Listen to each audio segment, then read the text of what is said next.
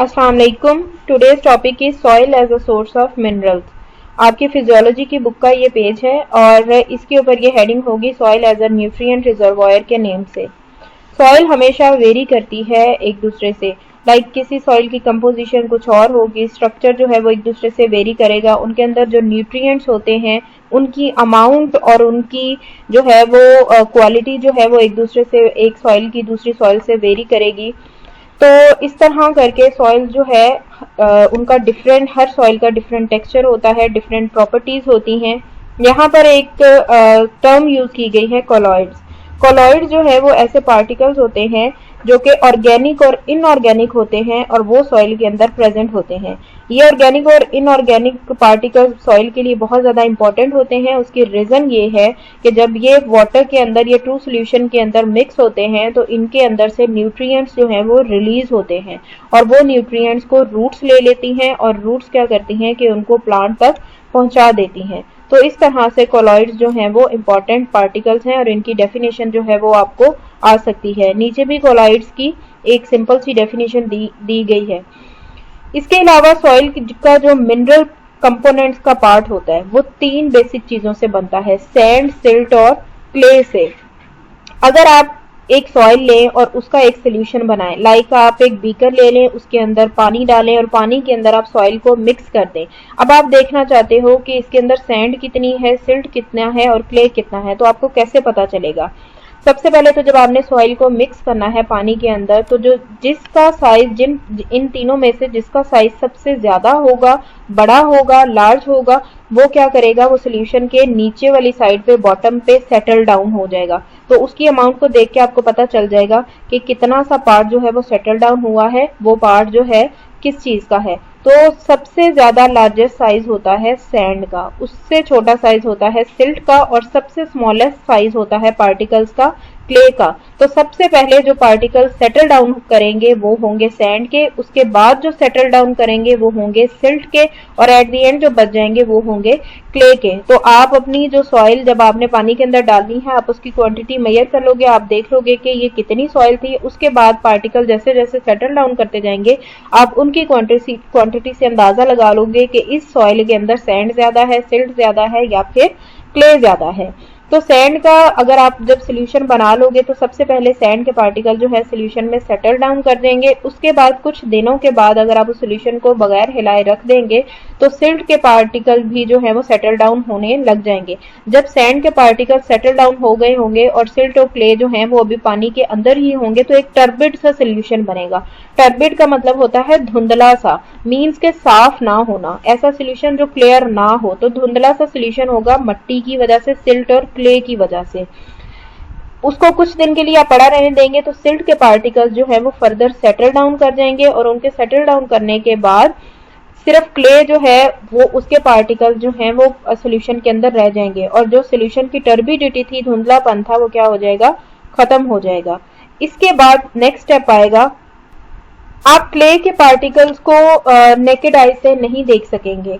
कि अगर आप देखना चाहते हो कि क्ले के पार्टिकल्स जो हैं वो सोल्यूशन के अंदर सस्पेंड हुए हैं, किस तरह के लग रहे हैं, अगर आप उसको काफी अरसे तक क्ले के पार्टिकल्स जो हैं वो अंदर सस्पेंड रह सकते हैं, सोल्यूशन के अंदर प्रेजेंट रह सकते हैं, तो आपने इसको क्या करना है, आप एक लाइट लोगे और लाइट की बीम को सोल्यूशन के अंदर से पास करवाओगे।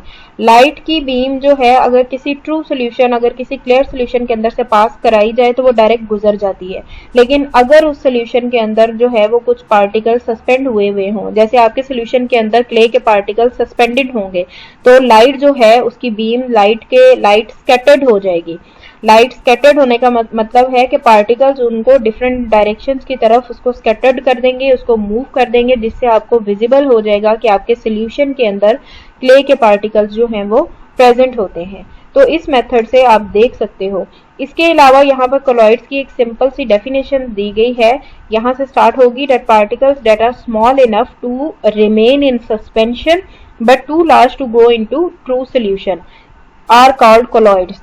ये कोलॉइड्स की डेफिनेशन है कि ऐसे पार्टिकल जो कि इतने स्मॉल होते हैं कि वो सस्पेंशन के अंदर रह सकते हैं, सस्पेंडेड रह सकते हैं। ऐसा नहीं कि वो फौरन सेटल डाउन कर जाते हैं, लेकिन फिर भी वो ट्रू सोल्यूशन कहलाने के लायक नहीं होते, क्योंकि ट्रू सोल्यूशन के लिहाज से उनका साइज जो है वो बड़ा होता है। ऐसे पार्टिकल्स को कहते हैं कोलॉइड्स। और ये जो लाइट की स्कैटरिंग का फिनोमेना है कि जब आप अपने सोल्यूशन के अंदर से लाइट को पास आउट कराते हो तो ये लाइट की स्कैटरिंग के फिनोमेना को कहते हैं टेंडाल इफेक्ट। और ये इफेक्ट जो होता है ये कोलॉइडल सस्पेंशंस मींस जो कोलॉइडल के सॉल्यूशंस बनते हैं उनकी स्पेसिफिक कैरेक्टरिस्टिक होती है। इसके अलावा अगर ट्रू सॉल्यूशन के अंदर से, जैसे कि अगर आप वाटर के अंदर शुगर, सुक्रोज या फिर सोडियम क्लोराइड, नमक वगैरह डालते हो और लाइट को पास कराते हो तो लाइट कभी भी स्कैटर्ड नहीं करेगी, क्योंकि वो ट्रू सॉल्यूशन है। ट्रू सॉल्यूशन जो है वो टेंडाल इफेक्ट जो है वो शो नहीं करते। इसके अलावा सॉइल के अंदर एक और मटेरियल प्रेजेंट होता है जिसको कहा जाता है ह्यूमस।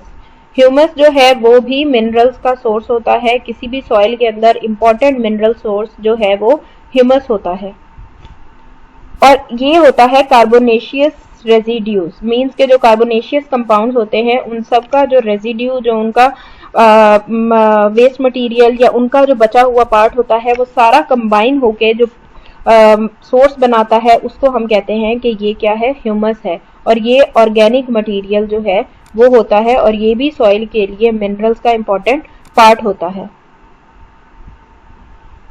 किसी भी कोलॉइड के अंदर न्यूट्रिएंट्स कितने होंगे वो दो चीजों पे डिपेंड करते हैं। एक तो जो सरफेस एरिया है वो कितना है, कोलॉइड के अंदर जो सरफेस एरिया है वो कितना है। इसके अलावा जो उसके अंदर चार्जेस हैं, जैसे आप किसी भी सॉल्यूशन को बनाते हो तो पॉजिटिव और नेगेटिव जो हैं वो आयंस बन जाते हैं, जिनको आप केटाइंस और एनाइंस कहते हो।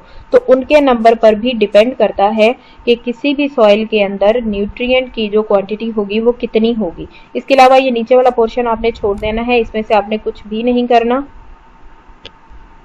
इसके बाद यहाँ से आपने ये लाइन करनी है कि colloidal clays consist of primarily of aluminium silicates, के एल्यूमिनियम सिलिकेट्स जो हैं वो प्रेजेंट होते हैं किसके अंदर, कोलॉइडल क्लेज के अंदर। तो ये भी न्यूट्रिएंट का सोर्स है।